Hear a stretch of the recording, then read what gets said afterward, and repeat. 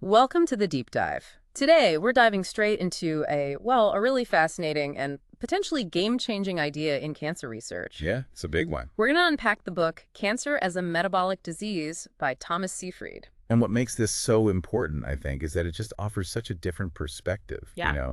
on a disease that affects so many. Totally. For decades, the focus has pretty much been on genes, right? Yeah. Genetic mutations causing cancer. Right, the somatic mutation theory, that's been dominant. So our goal today is really to explore Seyfried's alternative view. And Seyfried, he's not just pulling this out of thin air, he's a respected biochemical geneticist. Decades of research. Exactly. Years investigating how cancer cells produce energy, their metabolism, and his core idea, the real takeaway. It's that cancer might actually start with problems in energy production, cellular respiration specifically. Like a faulty foundation in a house. That's a good analogy. Yeah, and the genetic problems, the mutations, they might come after that initial energy breakdown. They're a consequence, not the primary cause. That's a huge shift. Because the war on cancer, it's been fought mostly on the genetic front. For so long, yeah. And yet, finding really effective, non-toxic treatments is still such a massive challenge. So this metabolic viewpoint, it opens up completely new ways of thinking about it, and maybe even treating it. Absolutely. It makes you ask, have we been looking in the wrong place? Right. Or at least too narrowly? Okay, so let's dig into that challenge to the gene theory. Seyfried, he doesn't hold back, does he? No, he's quite critical. He tells that story about a colleague literally throwing out old Warburg flasks. Right, those things used for studying cell metabolism? Yeah, basically seen as outdated junk in the era of gene sequencing.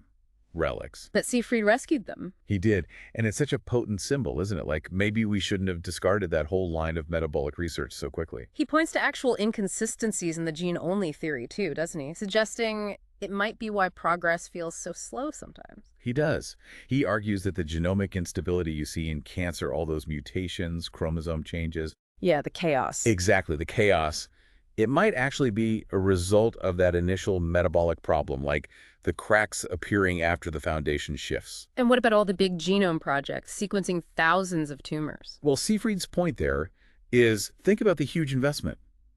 The hope was finding the key driver mutations. But we found loads of mutations, almost too many. That's part of the issue he raises. So many mutations, often unique to individual tumors. Has it really translated into the massive improvements in survival rates we hoped for? He argues maybe not as much as expected. Okay, so if genes aren't the primary driver, what is the metabolic basis, according to Seyfried? What's the core cellular issue? The central idea, and this is really crucial, is that almost all cancer cells, regardless of the tissue type, where they came from, they share this fundamental problem with energy metabolism. It's dysfunctional. Unlike the gene theory, which often links specific metabolic changes to specific gene defects in different cancers. Exactly. Seyfried flips it. He says the common denominator isn't a specific gene, it's the broken energy system. And the broken part is respiration, using oxygen. Primarily, yes. He argues that a deficiency in cellular respiration, that's the efficient oxygen-using process in the mitochondria, that deficiency comes first. It precedes and actually underlies the genomic instability. It starts the fire, so to speak. Kind of. It's the initial engine trouble that then causes other systems to break down, leading to the genetic chaos. And does that genetic chaos then make the energy problem worse? A vicious cycle. Absolutely. He describes exactly that. Once you have genomic instability, it can further damage respiration. So it becomes this downward spiral, fueling the tumor's growth and progression. So his hypothesis is basically that most gene mutations in cancer are downstream effects. Pretty much. Downstream effects of that initial mitochondrial damage, the damage to the cell's powerhouses. He does talk about Otto Warburg, the Nobel laureate who first looked at this stuff. He does. Gives him huge credit for identifying impaired respiration as key way back when. But Warburg didn't connect all the dots? Seyfried suggests Warburg didn't fully link that metabolic defect to all the things we now call the hallmarks of cancer. Yeah. Uncontrolled growth, invasion, etc. Okay, let's break down the energy production bit. Normal cells versus cancer cells. How do normal cells do it? Okay, so normal cells, they're incredibly efficient. They primarily use oxidative phosphorylation. Oxus happens in the mitochondria, uses oxygen. And that makes most of the energy? The vast majority. Yeah. Around 89% of the ATP, the cell's energy currency. Glycolysis, breaking down glucose in the cytoplasm, that's a much smaller contributor when oxygen is around and mitochondria work well. But cancer cells, They do the Warburg effect, right? Yeah. What is that exactly? Right. This is central. Even when there's plenty of oxygen, what we call normoxia cancer cells keep fermenting glucose at really high rates. Meaning they produce lactate, like when muscles work without enough oxygen? Exactly like that. They churn out lactate. Normal cells, with oxygen, would send glucose products mostly to the mitochondria for that efficient oxidase process. So it's like they're deliberately choosing the inefficient fermentation pathway, even when the better option is available. Seems weird. It does seem counterintuitive. Yeah. And Seafried also brings in glutamine. That's another fuel source. Some cancers use glutamine heavily too, sometimes through non-oxidative pathways inside the mitochondria. And lactate itself. Can cancer cells burn that lactate they produce? That's debated. Some studies suggest they can, maybe even share it with other cells. Seafried is more skeptical, especially about metastatic cells using it efficiently. Hmm. And here's something interesting he points out. Just growing cells in a lab dish, the standard in vitro environment, that itself can actually alter the mitochondrial membrane lipids Yeah. and affect electron transport. Really? So lab studies might not perfectly mirror what's happening in the body? It raises that question, yeah. Hmm. Are we sometimes studying artifacts of the culture system? It's something to keep in mind. Okay, let's talk mitochondria. The powerhouses themselves, what do they actually look like in cancer cells? Are they different? Often, yes. Structurally, they can be abnormal. Studies show weird things like unusual shapes, different numbers, or changes in the internal folds, the cristae, like longitudinal cristae instead of the normal transverse ones. So generally, really aggressive cancers don't tend to have normal-looking mitochondria. That seems to be the trend, yeah. Fewer mitochondria are ones that look abnormal in number or structure. And it's not just looks, right? There's evidence of functional problems at the protein level. Oh, absolutely. Proteomic studies looking at the proteins involved show imbalances. Often you see more proteins related to glycolysis and fewer or altered proteins involved in the oxphos machinery, like key enzymes or components of the electron transport chain. You mentioned mitochondrial lipids earlier. Cardiolipin, why is that one so important? Right, cardiolipin CL, it's unique, found almost exclusively in that inner mitochondrial membrane. Think of it as like the organizer. Its structure is key for shaping the cristae folds, and crucially, for holding the electron transport chain complexes together and making them work properly. So if you mess with the amount of cardiolipin, or the type of fatty acid attached to it, You mess with energy production. exactly, you directly impact the efficiency of oxphos. And studies do show differences in cardiolipin and other mitochondrial lipids between normal brain and brain tumors, for example. What about mitochondrial uncoupling? That sounds technical. It just means the energy from burning fuel isn't efficiently coupled to making ATP. Instead, more energy is released as heat. Like an engine wasting fuel. Sort of. And interestingly, some studies suggest more aggressive cancer cells might be more uncoupled. This fits Seafried's view. Even if they're consuming oxygen, they might not be using it effectively for ATP production, consistent with oxphos insufficiency. So Seafried is building on Warburg, but Warburg's ideas faced criticism, right? From researchers like Winehouse. Yes, definitely. That's important history. Winehouse, Eisenberg, others, they challenged Warburg. They questioned the experimental methods, the cell types, used for comparison. Arguing that comparing, say, a rapidly dividing normal cell with a cancer cell wasn't always apples to apples. Exactly. They worried about mismatched comparisons causing confusion. Did Seafried think those criticisms completely debunked Warburg? Not really. He actually argues that if you re-examine some of the data used against Warburg, it sometimes inadvertently supports the idea of respiratory defects. How so? Well, Warburg himself suggested that even if some cancer cells appear to consume more oxygen, it might actually reflect defects in coupling that uncoupling idea we just talked about, burning fuel wastefully, not efficiently making ATP. Okay. And what about that specific study, Reitzer et al.? That one gets cited a lot as contradicting Warburg. Ah, yes, the Reitzer study using HeLa cells, showing they could make ATP from glutamine and galactose, is frequently cited against Warburg. But Seafried has counterarguments. He does. He points out, for instance, a lack of certain control experiments. Could the cells have been making ATP through other, less efficient means, like substrate-level phosphorylation, not just oxphos? He also notes that other studies show HeLa cells actually do have abnormal mitochondrial structures. So the picture might be more complex than just saying HeLa cells have normal respiration. That's his point. Even when data seems to show some respiratory function in tumors, Seyfried argues a closer look often reveals underlying impairments or a heavy reliance on fermentation alongside any remaining oxphos. It sounds like his overall argument is that while some respiration might persist, it's insufficient, and fermentation takes over as the main energy strategy. That's the core of it. They adapt. Why fermentation, though? If it's less efficient, what drives that reliance? Well, with respiration compromised, fermentation substrate-level phosphorylation in the cytoplasm becomes the backup, or even the primary generator. Seyfried suggests there might be some synergy, some interplay between fermentation reactions and mitochondrial reactions. But ultimately, he argues that the respiratory insufficiency itself is what leads to the stabilization of a key protein called HIF-1. Hypoxia-inducible factor. Right. And HIF-1 then acts as a master switch, further promoting the shift towards fermentation. So the initial respiratory problem drives the cell towards this alternative metabolic state.